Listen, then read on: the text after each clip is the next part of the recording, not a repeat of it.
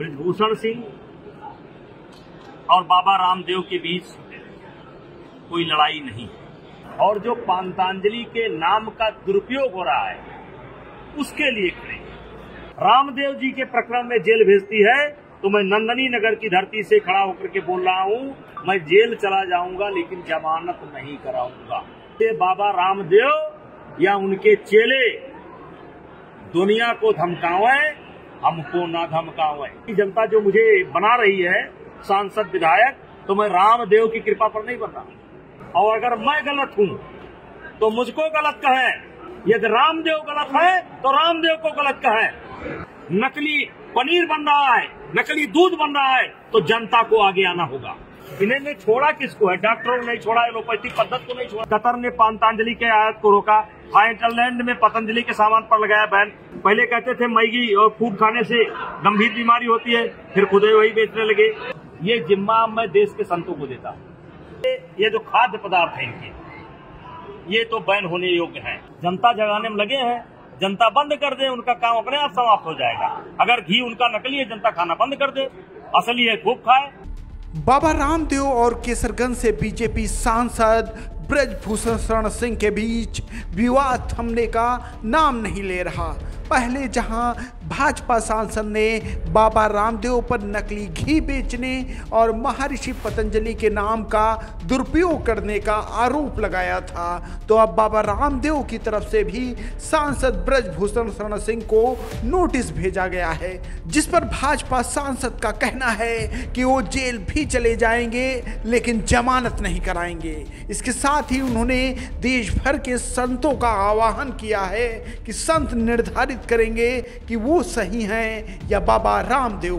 आप भी सुनिए क्या कुछ कहा भाजपा सांसद ने। बाबा रामदेव के नकली घी का और महर्षि पतंजलि के नाम के दुरुपयोग का वो बात लगता है थोड़ी आगे बढ़ गई और इसीलिए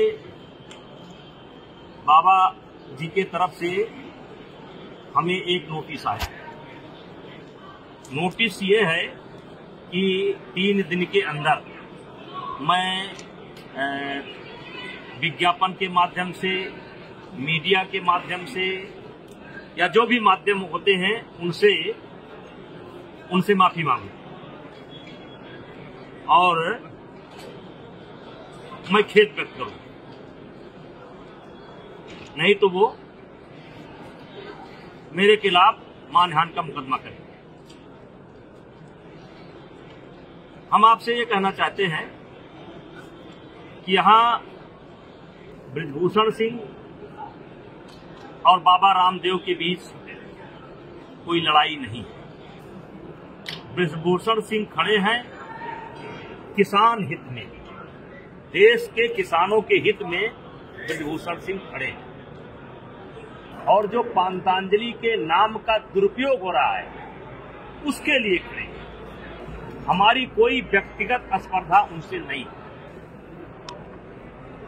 और इसीलिए किसान हित में, देश हित में, धर्म के हित में, संत महात्माओं के हित में अगर मुझे जेल भी जाना पड़े तो मैं जिंदगी भर जेल में रहने को तैयार हूं, मैं जमानत नहीं कराऊंगा। अगर कोई कोर्ट मुझको रामदेव जी के प्रकरण में जेल भेजती है तो मैं नंदनी नगर की धरती से खड़ा होकर के बोल रहा हूं, मैं जेल चला जाऊंगा लेकिन जमानत नहीं कराऊंगा। मुझे देश की अदालत पर भरोसा है, संविधान पर भरोसा है, तो इसलिए बाबा रामदेव या उनके चेले दुनिया को धमकावे, हमको ना धमकावे।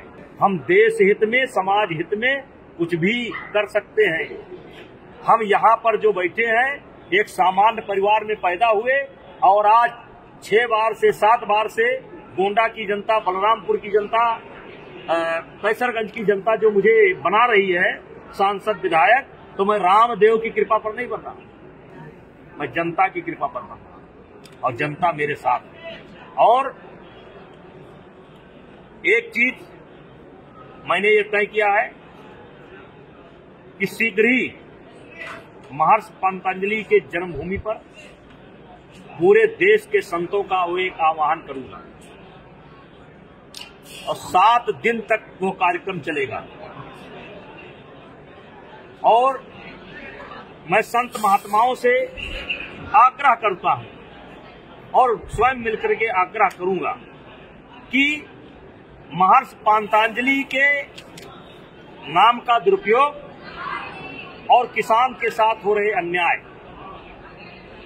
का ये जो जन आंदोलन है, इस आंदोलन को संतों का आशीर्वाद मिलना चाहिए। क्योंकि आम आदमी जब थक जाता है, निराश हो जाता है, तो संत ही कमान उठाते हैं। और मैं देश के संतों से आह्वान कर रहा हूं कि महर्षि पांतांजलि जी के भूमि पर आप आकर के अपना आशीर्वचन कहें, और अगर मैं गलत हूं तो मुझको गलत कहें।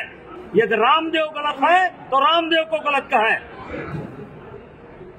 आगे जैसा आप चाहेंगे वैसा मैं करूंगा। ये आंदोलन मैं अब देश के संतों को और देश के आम नागरिकों को समर्पित करता हूं, देश की जनता को समर्पित करता हूं। जनता जागरूक हो, किसान हित में, अपने बाल बच्चों के हित में, देश हित में जनता भी जागे। अगर उसके अगल बगल कहीं नकली घी बन रहा है, नकली प्रोटीन बन रहा है, नकली पनीर बन रहा है, नकली दूध बन रहा है, तो जनता को आगे आना होगा। मैं सरकार से मांग करता हूं, चाहे भारत सरकार हो, चाहे उत्तर प्रदेश की सरकार हो, चाहे उत्तराखंड की सरकार हो, सबसे मांग करता हूं कि आप इस पर पाबंदी करें, इसको देखें। इन्होंने एलोपैथिक पद्धति पर सवाल उठा दिया है, कोरोना की दवाई बना दी। इन्होंने छोड़ा किसको है? डॉक्टरों ने नहीं छोड़ा, एलोपैथिक पद्धति को नहीं छोड़ा, और फिर एलोपैथिक के शरण में जा रहे हैं। और इसीलिए दिया है कि इसको सब छापिए। सेना में पांतांजलि के उत्पाद पर बैन, कतर ने पांतांजलि के आयात को रोका, थाईलैंड में पतंजलि के सामान पर लगाया बैन, सिंगापुर में पतंजलि के सामानों पर लगा बैन। नाक में सरसों का तेल डालो, कोरोना से दूरी। फिर बनाया कोरोनिल, फिर बनाया मैगी। पहले कहते थे मैगी और फूड खाने से गंभीर बीमारी होती है, फिर खुद ही वही बेचने लगे। ये ज्यादातर जैसे बिस्कुट वगैरह, शहद वगैरह, ये तमाम सामान ये केवल मतलब जिसको क्या कहते हैं, मार्केटिंग नहीं, जजिया कर कह लीजिए, जैसे जजिया कर कह लीजिए। अब इनका इतना बड़ा नाम हो गया है कि आपको सामान बेचना है, आप इनका मुहर लगवा लीजिए और आमदनी का बहुत बड़ा भाग ये ले लेंगे, तो इसी को तो जजिया कर कहते हैं। नहीं, मैं जो है देखिए, मेरा कोई विरोध नहीं है। मैं महर्षि पांतांजलि का वो सदुपयोग कर रहे हैं या दुरुपयोग कर रहे हैं, ये जिम्मा मैं देश के संतों को देता हूँ। लेकिन इनके जो भी उत्पाद है, विशेष करके ये जो खाद्य पदार्थ है इनके, ये तो बैन होने योग्य है, और या जांच करा लिया जाए तो खाने योग्य है। और अभी भारत सरकार, सारी सरकार कार्रवाई कर रही है, इसमें मैंने डिटेल दिया है, क्योंकि समय कम है इसलिए मैं आपको कहां तक बताऊं। अभी सेना ने भी प्रतिबंध लगाया है, इनके ऊपर 75 करोड़ का जुर्माना भी लगा है। ये बहुत बातें हैं, क्या कर बताया है। अब इनके गुरु थे राजीव दीक्षित, उनके पता ही नहीं कहाँ चले गए बेचारे। वही राजीव दीक्षित। हाँ, राजीव दीक्षित का पता नहीं, शंकर देव का पता नहीं।